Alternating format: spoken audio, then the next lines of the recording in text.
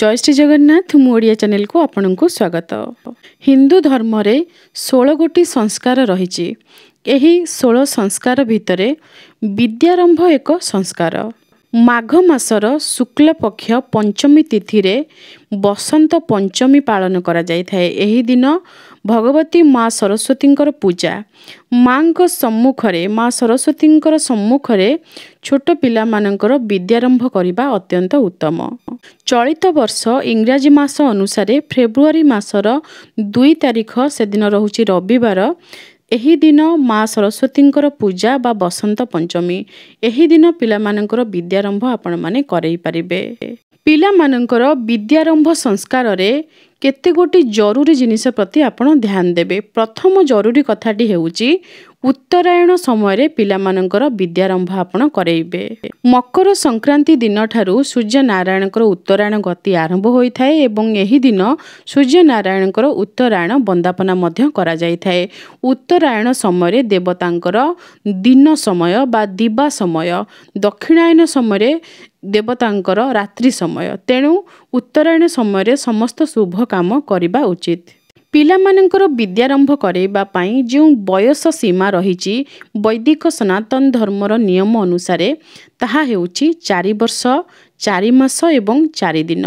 गोटे छोट पिलार बयस जेतेबेले 4 वर्ष हो जाउची, 4 वर्ष परे पुणी 4 मास एवं 4 दिन पिला को हेई गला, ता परे आपण पिलार विद्यारंभ करई पारिबे।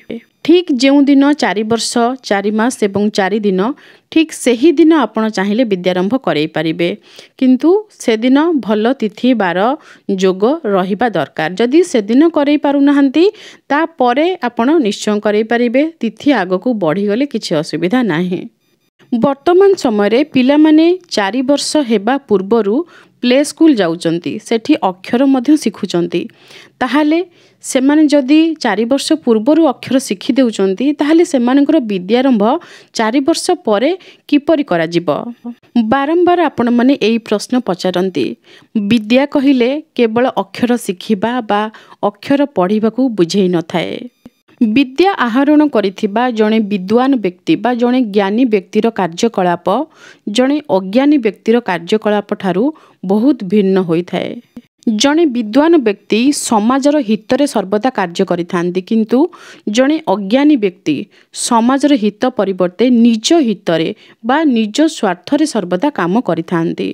जणे व्यक्तिंक जीवन रे जे पर्यंत भगवती माँ सरस्वती कृपा न होईची से व्यक्ति केबे भी अन्यर मंगल चिंता करि परिबे नाही एवं दूरदृष्टि संपन्न होई परिबे नाही। दूरदृष्टि संपन्न कहिले कोनोसी भी घटना घटिले प्रथमे से चिंता करिबे कि ए घटना द्वारा केते लोक प्रभावित हेउचंती, केमिति धर्म नष्ट हेउची, केमिति देश नष्ट हेउची। ए समस्त विषय जणे ज्ञानी व्यक्ति ही चिंता करि परिबे, जहाकू दूरदृष्टि संपन्नता कहा जाय थाए। किंतु जणे अज्ञानी व्यक्ति ए समस्त विषय रे बिल्कुल भी चिंता करि परिबे नाही। नारी माननकु सम्मान प्रदान करिबा, जो माने निज ठारू बयस रे बड़ गुरु गुरुजन पितामाता एमानकु सम्मान प्रदान करिबा एवं एमानक प्रति निजर कर्तव्य पालन करिबा। लघुजन जो माने आम ठारू बयस रे सान सेमानकु स्नेह प्रेम भल पाइबा देबा, सेमानकर जत्न नेबा एवं सेमानक प्रति थिबा कर्तव्य को पालन करिबा। ए सबु जणे ज्ञानी व्यक्ति सठिक भाबरे करि पारे, किंतु जणे अज्ञानी व्यक्ति ए सबु जिनिस सठिक भाबरे संपादन करि पारंती नाही। जदि उदाहरण देकी मु आपन को बुझेबी, जणे बलात्कारी कथा आपन चिंता करंतु। जणे बलात्कारी कोन पाठ पढ़ी नाहंती, अक्षर चिन्ही नाहंती, निश्चय पाठ पढ़िचंती, अक्षर भी चिन्हिचंती, किंतु जणे नारीर लंगला फुंगला देह तांकु देखा जाउची। किंतु जणे ज्ञानी व्यक्ति जे वास्तव रे ज्ञान आहरण करिचंती, देवादेवींक विषय जानंती, शास्त्र को सम्मान प्रदान करंती एवं पितामातांक ठारू ठीक संस्कार पाइचंती, से व्यक्ति नारी को देवींकर अंश बोली मानंती एवं नारी को पूज्या बोली मानंती। नारी को से माने सम्मान प्रदान करिथांती, केबे भी तांको शरीर को एमिति अनैतिक भाव रे स्पर्श करिबा पई चेष्टा करि नथांती।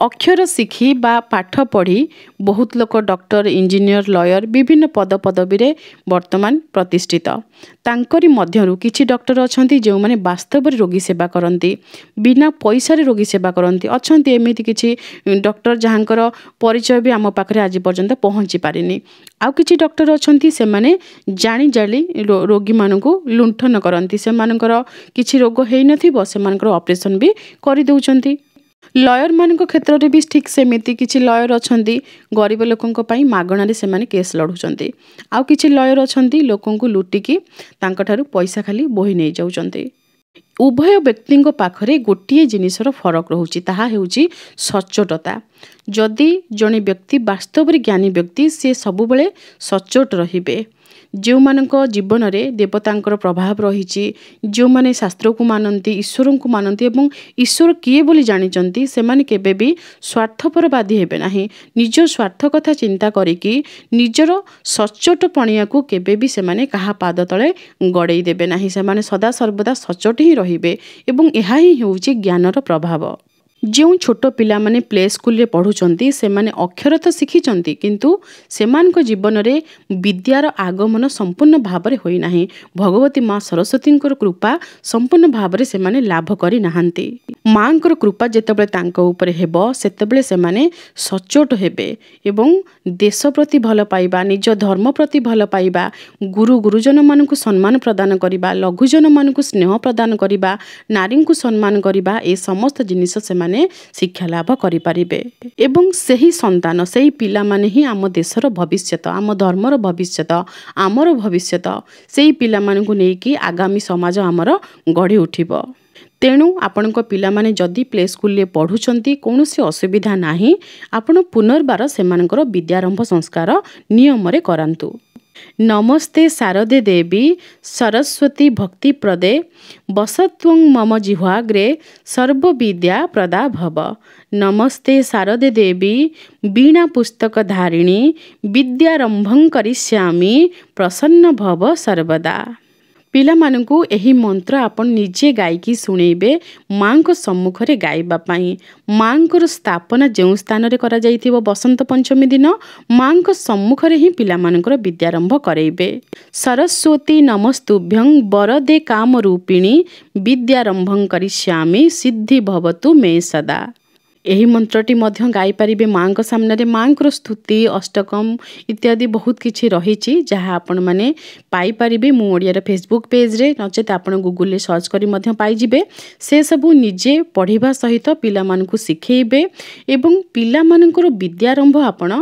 ब्राह्मणक हस्तरे करेइबे विद्यारंभ करिबा पई केते गोटी नियम रहिछि जहाँ विषय मु आपनको कहि रखुछि जदि आपण विस्तृत भाव रे जानिबा पई चाहुतिबे ताले कोनोसी ब्राह्मणक सहित सीधा सड़क भाव रे आपण जाइके कथा हेई पारिबे विद्यारंभ दिन सकाळे आपण सूर्योदय पूर्वरु स्नान करिबे पिता माता एवं पिला समस्त स्नान करिबे निज देह रे आपण सूर्योदय पूर्वरु हळदी तेल लगेकी स्नान करि पारिबे तेल जदि न लगाउचंती खाली हळदी मध्य लगै पारिबे स्नान जल रे अँला रस किंबा अँला गुंड टिके पकेकी आपण मुंड धोइकी स्नान करिबे समस्त मुंड धोइकी स्नान करिबे बाह्य शुद्धता परे जेमिति कि सूर्यार्घ्य देबा एवं गृहर देवादेवी को पूजा करिबा इत्यादि करि सारला परे भगवती माँ सरस्वती आपण पूजा करिबे निज घरे माँ सरस्वती आपण स्थापना करै पारिबे ब्राह्मण को डाकेकी विधिबद्ध भाव होम करिकी जेमिति माँ सरस्वती पूजा करा जाए सेमिति आपण पूजा करिबे एवं माँ को सम्मुख रे पिलार विद्यारंभ करै पारिबे जदि आपण निज घरे करै पारु नाहंती पिला जो स्थान रे पढ़ुचंती तंकर विद्यालय रे से स्थान रे मध्य आपण माँ को सम्मुख रे पिलार विद्यारंभ करै पारिबे नचेत आपण जदि कोनोसी गुरुंक ठारू दीक्षा ग्रहण करिचंती एवं गुरुंक आश्रम को आपण जिबा आसीबा करचंती सेठारे मध्य गुरुंक आश्रम रे गुरुकुल रे मध्य पिला मानकर विद्यारंभ आपण करै पारिबे गुरुंक सामना रे करै पारिबे एवं मांकर स्थापना तो सेठी निश्चय होइथिबो प्रत्येक आश्रम गुरुकुल आश्रम किंबा विद्या जोंठी अध्ययन करुचंती पिला माने से प्रत्येक स्थान रे बसंत पंचमी रे मांकर स्थापना जेमिति ले करा जाय थाए तेनु मांक सम्मुख रे से स्थान रे मध्य आपण विद्यारंभ करै पारिबे नचेत आपण ମହାଦେବଙ୍କ ମନ୍ଦିରରେ ବିଦ୍ୟାରମ୍ଭ କରାଇ ପାରିବେ। ମହାଦେବ ହେଉଛନ୍ତି ସମସ୍ତଙ୍କର ଗୁରୁ। ମହାଦେବଙ୍କୁ ମଧ୍ୟ ଆପଣ ନିଜ ମନ ଭିତରେ ଗୁରୁ ମାନିପାରିବେ। ଯଦି ଆପଣଙ୍କର କେହି ଗୁରୁ ନାହାନ୍ତି, ମହାଦେବଙ୍କୁ ମଧ୍ୟ ଆପଣ ଗୁରୁ ମାନିକି ତାଙ୍କରି ସମ୍ମୁଖରେ ମନ୍ଦିରରେ ଆପଣ ବିଦ୍ୟାରମ୍ଭ କରାଇ ପାରିବେ। ବିଦ୍ୟାରମ୍ଭ ବିଧି ଆରମ୍ଭ କରିବା ପୂର୍ବରୁ ସମସ୍ତେ ନୂତନ ବସ୍ତ୍ର ପରିଧାନ କରିଥିବେ। ଭଗବତୀ ମା ସରସ୍ୱତୀଙ୍କର ପୂଜା ଅର୍ଚ୍ଚନା କରିବେ, କଳସ ସ୍ଥାପନା କରିବେ, ମାଙ୍କର ଆବାହନ କରିବେ ଏବଂ ମାଙ୍କ ସମ୍ମୁଖରେ ଭୋଗ, ଧୂପ, ଦୀପ, ନୈବେଦ୍ୟ ଇତ୍ୟାଦି ଯେମିତି ଅର୍ପଣ କରାଯାଏ, ବିଧିବଦ୍ଧ ପୂଜା କରାଯାଏ, ପୁଷ୍ପାଞ୍ଜଳି ଅର୍ପଣ କରାଯାଏ, ସେ ସମସ୍ତ ବିଧି ପ୍ରଥମେ ସମ୍ପନ୍ନ କରିବେ। ମାଙ୍କର ବିସର୍ଜନ କରିବା ପୂର୍ବରୁ ମାଙ୍କ ପାଖରେ ସ୍ତୁତି, ଅଷ୍ଟକମ୍ ଇତ୍ୟାଦି ପାଠ କରିବେ ଏବଂ ଯେଉଁ ପିଲାର ବିଦ୍ୟାରମ୍ଭ କରାଯିବ, ପିଲାକୁ ମଧ୍ୟ ମାଙ୍କ ସାମ୍ନାରେ ପ୍ରଣାମ କରାଇବେ, ପୁଷ୍ପାଞ୍ଜଳି ଅର୍ପଣ କରାଇବେ ପିଲାର ହସ୍ତରେ ଏବଂ ପିଲାର ବିଦ୍ୟା ଆରମ୍ଭ କରିବା ଆରମ୍ଭ କରିବେ। ସମସ୍ତ ଆଚାର୍ଯ୍ୟ କିମ୍ବା ବ୍ରାହ୍ମଣଙ୍କର ବିଦ୍ୟାରମ୍ଭ କରାଇବାର ଶୈଳୀ ପ୍ରାୟ ସମାନ ହୋଇନଥାଏ। ଯିଏ ଯେମିତି ଜାଣିଥିବେ ସିଏ ସେହି ଅନୁସାରେ ଆପଣଙ୍କ ପିଲାଙ୍କର ବିଦ୍ୟାରମ୍ଭ କରାଇଦେବେ।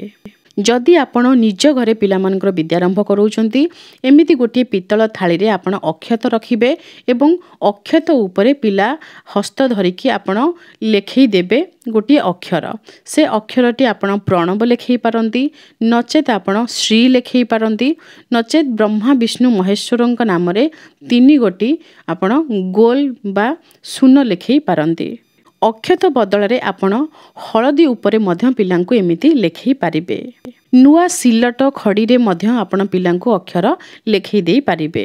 ଯଦି ଆପଣଙ୍କ ପିଲା ଅକ୍ଷର ଶିଖି ଯାଇଛନ୍ତି, ତାହେଲେ 5 ଗୋଟି କିମ୍ବା 7 ଗୋଟି ଅକ୍ଷର ତାଙ୍କ ହସ୍ତରେ ଆପଣ ଲେଖେଇ ପାରିବେ ଏବଂ ସେହି ଅକ୍ଷରକୁ ଭଗବତୀ ମା ସରସ୍ୱତୀଙ୍କ ପାଦଦେଶରେ ସମର୍ପଣ କରିବେ।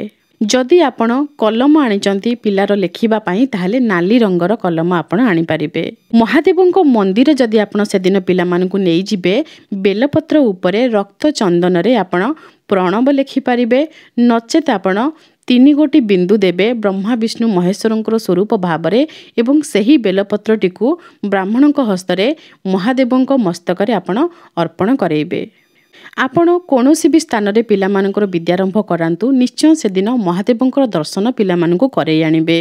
ସିଲଟ ଖଡ଼ିରେ ବ୍ରହ୍ମା, ବିଷ୍ଣୁ, ମହେଶ୍ୱର ତ୍ରିଦେବଙ୍କର ନାମରେ 3 ଗୋଟି ଶୂନ ଲେଖିବା ପରେ ତାକୁ ଲିଭେଇକି ପିଲାମାନଙ୍କ ମସ୍ତକରେ ଆପଣ ଯେମିତି ତିଳକ ଲଗାନ୍ତି, ସନାତନ ତିଳକ ଆପଣ ଦେଖିଥିବେ ଜଗତଗୁରୁ ଶଙ୍କରାଚାର୍ଯ୍ୟଙ୍କ ମସ୍ତକରେ ଯେମିତି ତିଳକ ରହିଥାଏ, ସେମିତି ସେ ଖଡ଼ିକୁ ଆପଣ ବୋଳିଦେବେ। ନିଜ ମାତୃଭାଷାରେ ଲେଖାଥିବା ଗୋଟିଏ ନୂତନ ପୁସ୍ତକ ଭଗବତୀଙ୍କୁ ସ୍ପର୍ଶ କରେଇକି ପିଲାକୁ ପଢ଼ିବା ପାଇଁ ଦେବେ। ନିଜ ମାତୃଭାଷାର ପୁସ୍ତକ ନେଇପାରିବେ, ନଚେତ୍ ଆପଣ ସଂସ୍କୃତର ଗୋଟିଏ ପୁସ୍ତକ ନେଇପାରିବେ। ଯଦି ଆପଣ ବାହାରେ ରହୁଛନ୍ତି, କୌଣସି ବ୍ରାହ୍ମଣଙ୍କୁ ଆପଣ ବରଣ କରିପାରୁନାହାନ୍ତି, ତାହେଲେ ପିତାମାତା ଉଭୟ ପିଲାମାନଙ୍କର ବିଦ୍ୟାରମ୍ଭ କରାଇ ପାରିବେ। ମା ହେଉଛନ୍ତି ପିଲାଙ୍କର ପ୍ରଥମ ଗୁରୁ, ଏଥିରେ କୌଣସି ଭୁଲ ନାହିଁ। ବିଦ୍ୟାରମ୍ଭ କରିବା ପରେ ଭଗବତୀ ମା ସରସ୍ୱତୀଙ୍କର ଆଶୀର୍ବାଦ ନେବେ ଏବଂ ଗୁରୁଙ୍କର ଆଶୀର୍ବାଦ ନେବେ ଏବଂ ଗୁରୁଜନ ଘରେ ଅଛନ୍ତି, ଜେଜେ, ଜେଜେମା, ଯେଉଁମାନେ ବି ଅଛନ୍ତି ବୟସ୍କ ବ୍ୟକ୍ତି, ସମସ୍ତଙ୍କର ଆଶୀର୍ବାଦ ନିଶ୍ଚୟ ନେବେ।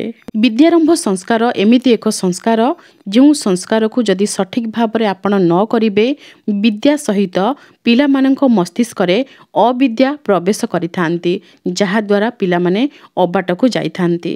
ତେଣୁ ଉତ୍ତରାୟଣ ସମୟରେ ଭଗବତୀଙ୍କ ସାମ୍ନାରେ ଯଦି ଆପଣ ପିଲାମାନଙ୍କର ବିଦ୍ୟାରମ୍ଭ କରିବେ, ପିଲାମାନେ ନିଶ୍ଚୟ ସୁବିଦ୍ୟାର୍ଥୀ ହୋଇପାରିବେ। ଆଶା କରୁଛି ଭିଡ଼ିଓ ସାହାଯ୍ୟକାରୀ ହୋଇଥିବ। ଆଜି ପାଇଁ ରହୁଛି। ଜୟ ଶ୍ରୀ ଜଗନ୍ନାଥ।